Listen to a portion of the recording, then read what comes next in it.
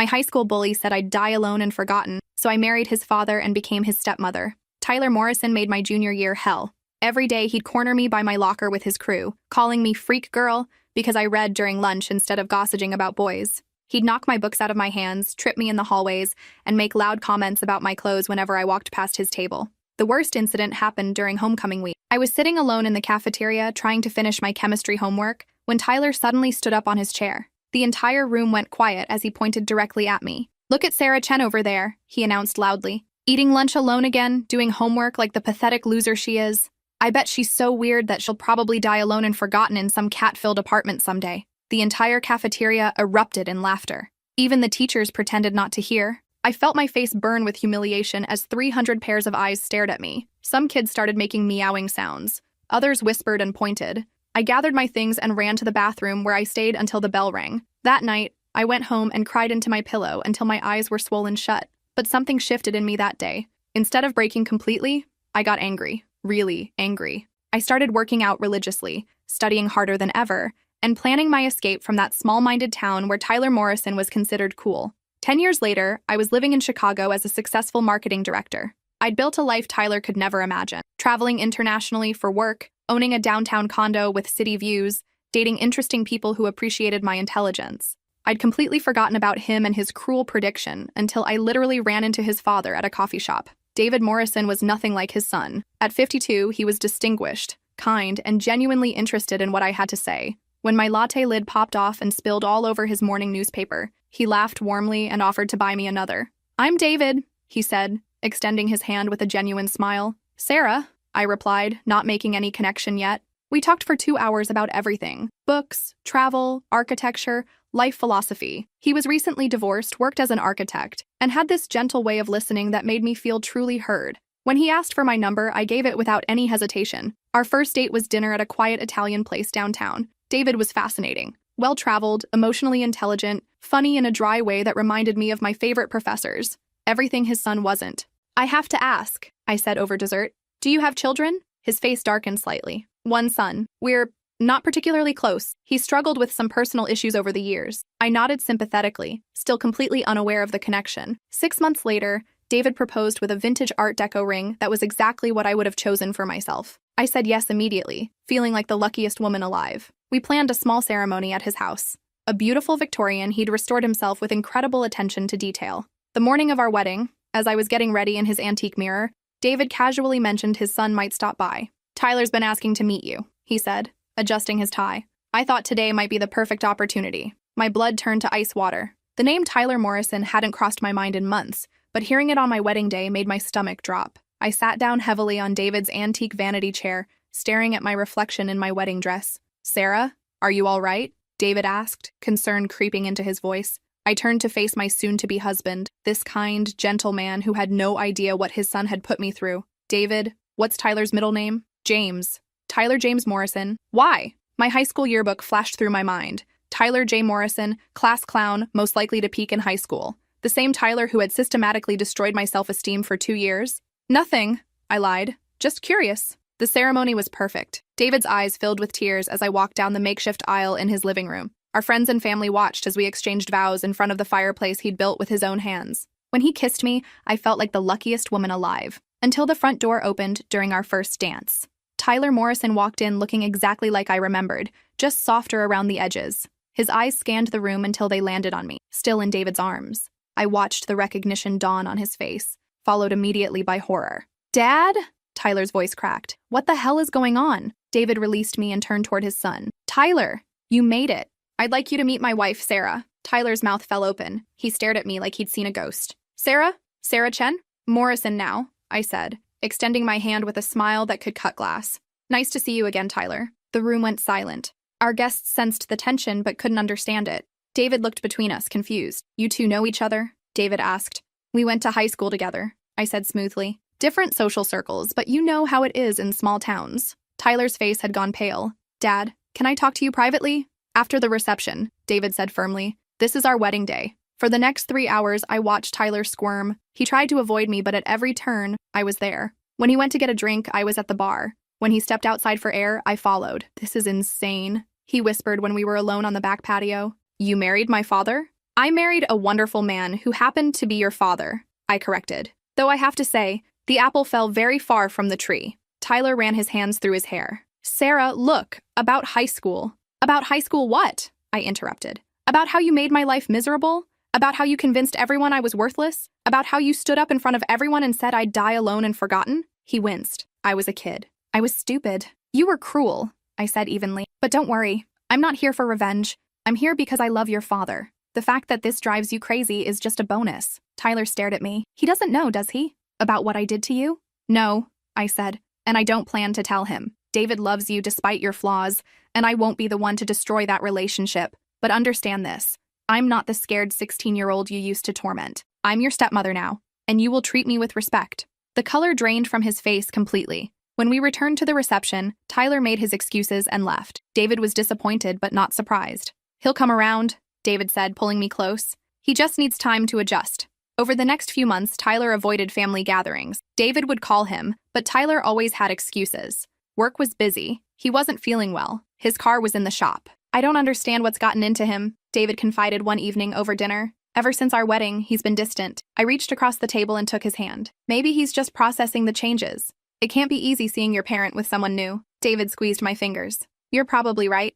I just wish he'd give you a chance. I know you two would get along if he'd let you. If only he knew. The first major holiday was Thanksgiving. David insisted Tyler come, and for once Tyler couldn't find an excuse. He arrived looking like he was attending his own funeral. Throughout dinner, Tyler was polite but strained. He called me Sarah instead of avoiding my name entirely, answered when I asked him direct questions, and even helped clear the table. But I could see the effort it took. After dinner, while David was in the kitchen loading the dishwasher, Tyler cornered me in the dining room. This is so messed up, he said in a low voice. Every time I see you, all I can think about is what a piece of shit I was in high school. Good, I said, continuing to stack plates. You should think about that. Sarah, please. I know I don't deserve it, but can we just start over? For my dad's sake? I looked at him, really looked at him. He was 32 now, and life had clearly humbled him. He worked as a mechanic, lived in a small apartment, and from what David had told me, struggled with depression and anxiety. He wasn't the confident bully who had made my life hell anymore. I don't need an apology, Tyler, I said finally.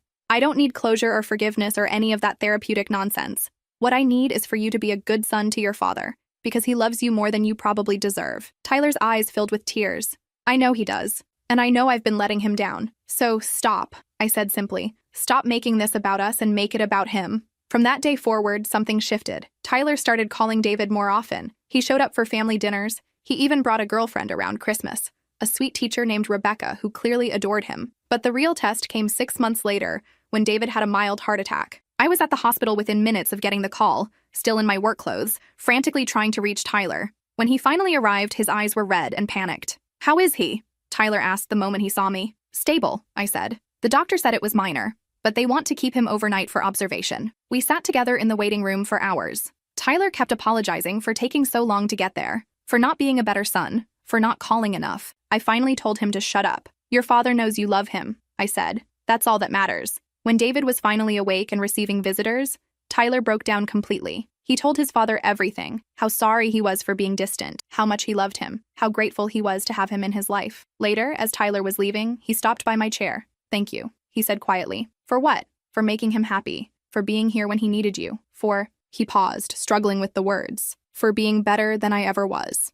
2 years into my marriage, Tyler and Rebecca got engaged. At their engagement party, Tyler stood up to make a toast. I want to thank everyone for being here tonight, he began, his voice steady. But most of all, I want to thank my dad for teaching me what real love looks like, and Sarah for showing me what grace looks like. He raised his glass and looked directly at me. Sarah, when we were younger, I said some terrible things to you, things I've regretted every day since. You could have held on to that anger, could have made this family impossible, but instead, you chose kindness. You chose to love my father, and by extension, you chose to love me despite everything. I don't deserve that kind of grace, but I'm grateful for it. The room was quiet. David looked confused but proud. I felt tears prick my eyes.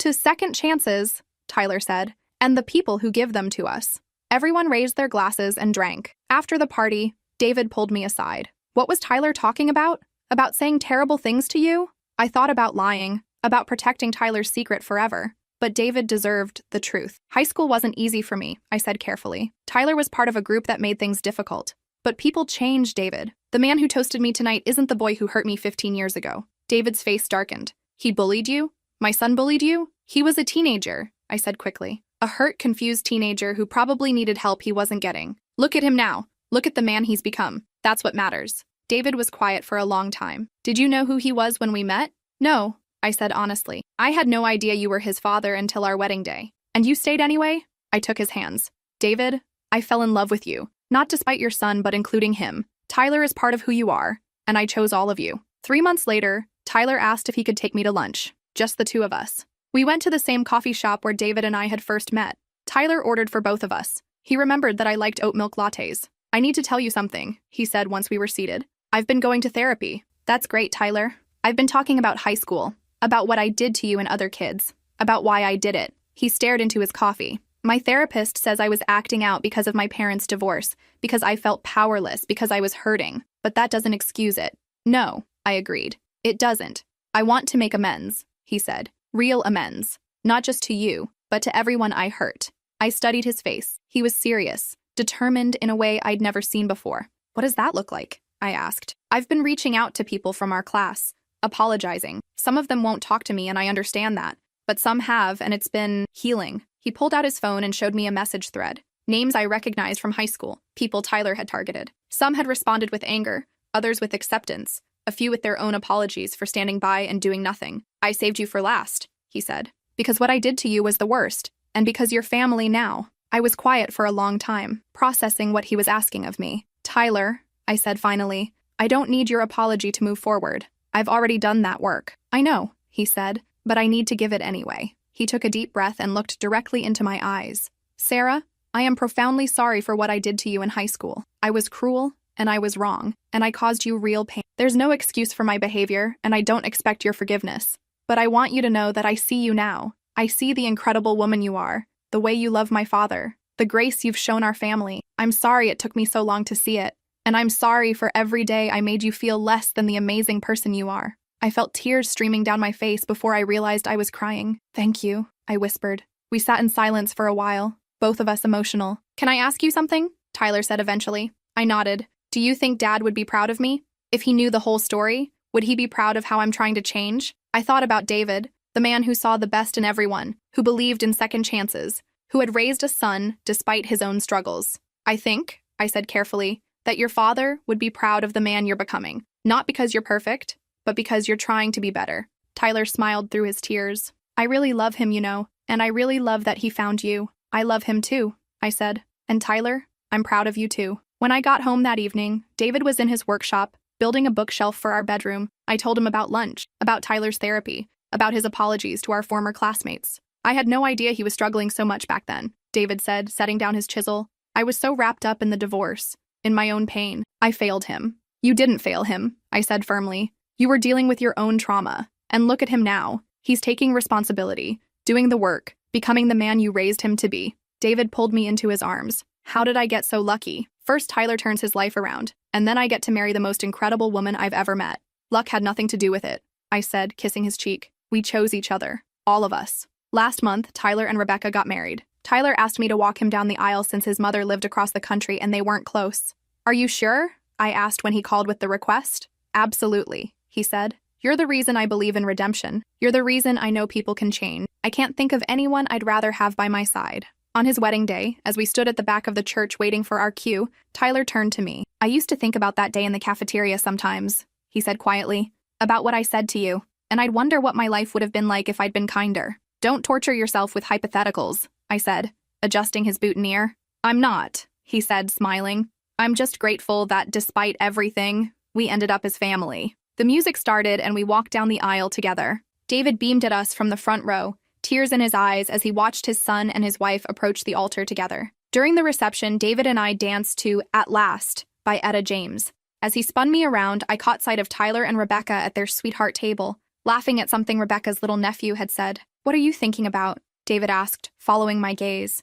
Just how funny life is, I said. How the worst things sometimes lead to the best things. What do you mean? I looked up at my husband, this man who had given me everything I never knew I needed. If Tyler hadn't been so cruel to me in high school, I might never have become the person I am today. I might never have been strong enough to build a life worth living, and I definitely wouldn't have been sitting in that coffee shop the day you spilled my latte. David considered this. So in a weird way, we owe our marriage to Tyler's teenage stupidity? In the weirdest way possible, I agreed. He laughed and dipped me dramatically. Remind me to thank him in my father of the groom speech. Don't you dare, I said, but I was laughing too. Later that night, as we were getting ready for bed, David asked me something that had clearly been on his mind. Do you ever wonder what would have happened if you'd known who I was from the beginning? If you'd known Tyler was my son? I thought about it honestly. Probably nothing, I admitted. I probably would have run the other way. And now?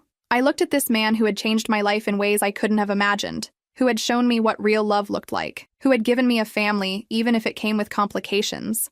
Now I know that the best things in life are usually the ones that scare you the most. Today, 3 years after our wedding, Tyler calls me every Sunday. Sometimes we talk about work, sometimes about Rebecca, sometimes about David. Occasionally we talk about high school, but not in the way you might expect. We talk about how it shaped us, how it taught us both different lessons about kindness and cruelty, about the power we have to hurt or heal each other. Tyler has become a leader in anti-bullying programs at local schools. He speaks to teenagers about the long-term consequences of their actions, about how words can follow someone for decades. Rebecca tells me the kids love him because he doesn't lecture them. He just tells them his story and lets them draw their own conclusions. He's good at it, she told me over coffee last week. The kids trust him because he's been where they are. David retired last year, and we spend our mornings hiking, our afternoons reading, and our evenings cooking elaborate meals together. Tyler and Rebecca come over every Friday for dinner, and we've started a tradition of playing board games afterward. Tyler's competitive streak has evolved into something more playful, and watching him and David argue over Monopoly rules is one of my favorite things in the world. Sometimes, when I'm cleaning up after these dinners,